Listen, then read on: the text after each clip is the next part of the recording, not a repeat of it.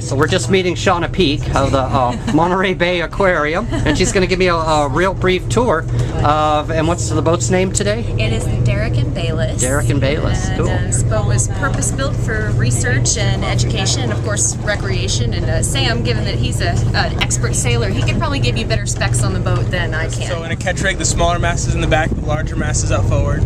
But when we're running education programs, and usually during research, we only run one sail at a time, that being our main sail.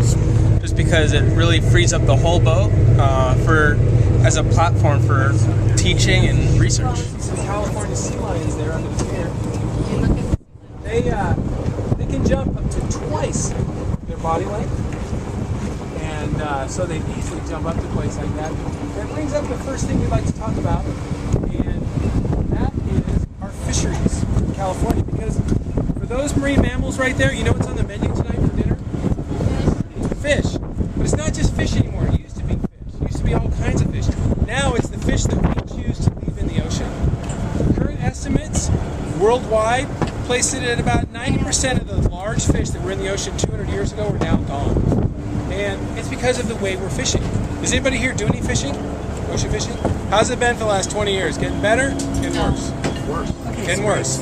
It's getting worse all the way around. I've been fishing here for most of my life, and fishing's definitely been getting worse.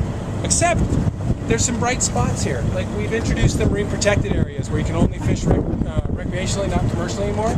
All around those now, the fishing for the last 5 years has started getting a little better.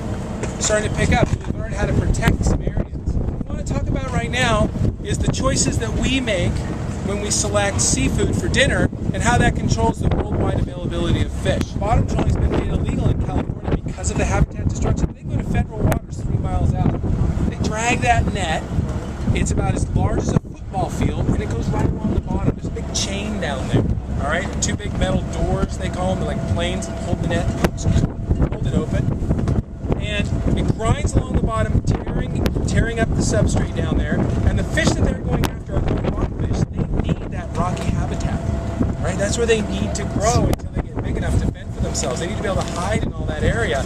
So by destroying that, and then also bringing up a huge amount of bycatch, that becomes an unsustainable fish. They bring up 4 to 5 tons of fish every 2 to 4 hours. Half of it is bycatch. Half of it are fish we don't like to eat, or some of these species we're trying to protect. So the legislation's not working. So we need to take it into our own hands to protect these fish by making sustainable choices. Fish that are caught in a way where somebody is keeping track of what's being caught, so there'll be something in the future for you and for your grandkids to eat. Yeah.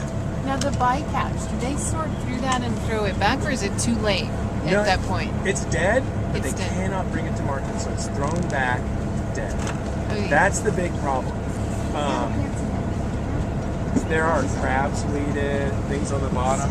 But the problem we have, especially with rockfish don't reach their maturity until 7 to 30 years. That's when they start reproducing. So we're catching them before they have a chance to spawn. And that's what's wiping out that species. Right here. So anyway, the drift kelp, it drifts along. It's still perfectly good. It's a habitat for marine animals. Grows under optimum conditions, 18 inches to 24 inches a day. So it's a really fast-growing plant. Even if the scimitar, that top part, the growing part, is off, the plant itself, it still gets larger. The blades can become larger because there's no place for the kelp to attach itself to where we are right now. It's sand. Wait, so is this Over kelp there, full of rocks. Is this the biggest kind of kelp? 800 to 1,000 different species of plants and animals in a kelp community. Pretty amazing. All kinds of different critters make their homes here, as Mary was saying. We're finding a lot of the little mysids, and some of the girls just found little tiny snails attached to the kelp.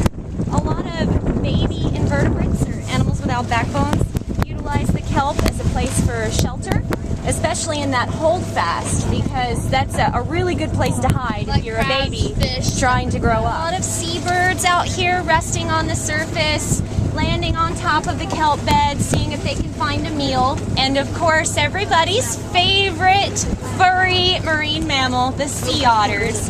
They use kelp for multiple purposes. They utilize to keep themselves in one place when it's time to take a snooze, because kelp is anchored to the bottom, so an otter will wake up at the same exact place as it decided to go to sleep.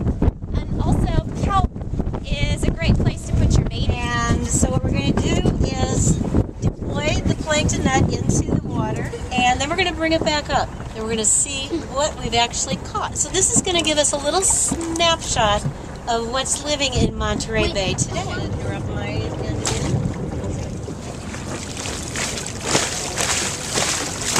Why do we bother taking plankton toes? Why do we care? To see how healthy they are. Everybody see the white stuff? Looks like salt. Yeah. Remember how Mary said that those are actually animals? Yeah. Well, they all have a. If you go up a little bit, they have these pointy things. Like there, what are the? Oh God. So keep tailing all the as fast as you can. Yeah, let's have